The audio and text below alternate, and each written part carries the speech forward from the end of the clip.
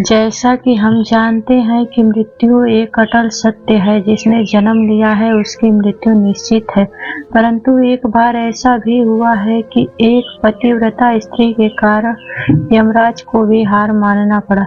तो आइए जानते हैं यह रोचक कथा। एक बार सावित्री नामक स्त्री मद्र देश के राजा अश्वपति के महल में देवी गायत्री और सरस्वती के ही दिव्य स्वरूप के अंश एक नवजात कन्या ने जन्म लिया। उसका तेज अलौकिक था, उसके रूप सौंदर्य का वर्णन करना तो कठिन ही था। उस तेजस्वी कन्या का नाम राजा अश्वपति सावित्री रखा और तब से सब लोग उसे सावित्री कहकर ही बुलाने लगे। सावित्री दिन दूना रात चौगुनी तेजी से बढ़ने लगी और देखते ही देखते वह सावित्री बड़ी हो गई। एक दिन राजा ने सावित्री को कहा, आपके पास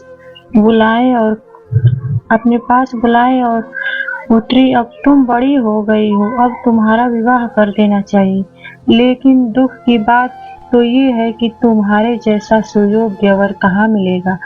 इतने में सावित्री बोली, पिताजी आप चिंता ना करें, मैं खुद अपने लिए वर ढूंढने जाऊंगी, परंतु आपकी आज्ञा हो। तो पिताजी आज्ञा दे दी पुत्री को।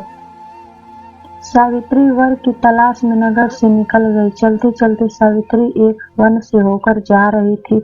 उसी वन में एक सुंदर युवक लकड़ी काट रहा था। सावित्री की नजर उस युवक पर पड़ी तो वह पड़ी की पड़ी रह गई। फिर सावित्री युवक के पास जाकर उसका परिचय पूछा तो उसने अपना नाम सत्यवान बताया और पिता का नाम धूम्रसेन बताया। तब सावित्री ने अपना परिचय दिया और बोली, मैं आपको अपने पति के रूप में स्वीकार कर चुकी हूँ और मुझे आपसे प्रेम भी हो गया है। सत्यवान बोला, मैं एक गरीब इंसान हूँ। सावित्री बोली, ये कोई मायने नहीं रखता कि आप गरीब हैं, मैं बस आपसे विवाह करना चाहती हूँ।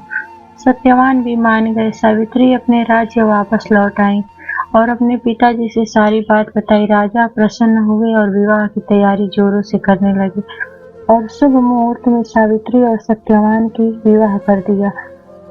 सावित्री सत्यवान संग विदा होकर वन में ही रहने लगी। तभी एक दिन देवर्षि नारद सावित्री के कुटिया में पहुंचे तो सावित्री ने उनका आदर सत्कार किया, जलपान कराया। तब नारद जी बोले, सावित्री तुम्हारे पति की आयु केवल 1 वर्ष ही है। सावित्री थोड़ी भी विचलित नहीं हुई और अपने पति की सेवा रात दिन करने लग गई और पति के साथ ही रहती, एक क्षण के लिए भी अकेला नहीं छोड़ती।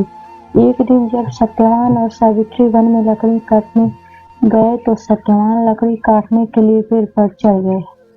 सावित्री नीचे लकड़ियां बटोर रही थी। तभी सत्यवान के सिर में दर्द होने का आभास हुआ तो पेड़ से नीचे उतरे। सावित्री अपने आंचल से सत्यवान को पंखा करने लगे। तभी वहां पर यमराज जी पहुंचे और सत्यवान के प्राण निकाल लिए और जाने लगे। यमराज को जाते देख सावित्री उनके पीछे चल दी और बोली, हे देव, आप कौन हैं और मेरे पति के प्राण कहाँ लेकर जा रहे हैं। तब यमराज बोले, देवी, मैं यमराज हूँ। इसके पहले मेरे दूत आए थे तुम्हारे पति के प्राण ले जाने के लिए। तुम्हारे सतीत्व के कारण वो असफल रहे और मुझे आना पड़ा। हे देवी, तुम्हारे पति की आयु पूर्ण हो चुकी है, तुम घर लौट जाओ। सावित्री बोली, भगवान, मैंने अपने पति को वचन दिया था कि मैं कभी उनका साथ नहीं छोड़ूंगी, तो फिर आज कैसे छोड़ दूं। इतना बोलकर सावित्री पीछे पीछे चलने लगी। तब यमराज जी बोले, हे देवी, तुम कोई 3 वरदान मुझसे मांग लो और वापस लौट जाओ। सावित्री कहा, ठीक है। उसने पहला वर मांगा कि मेरे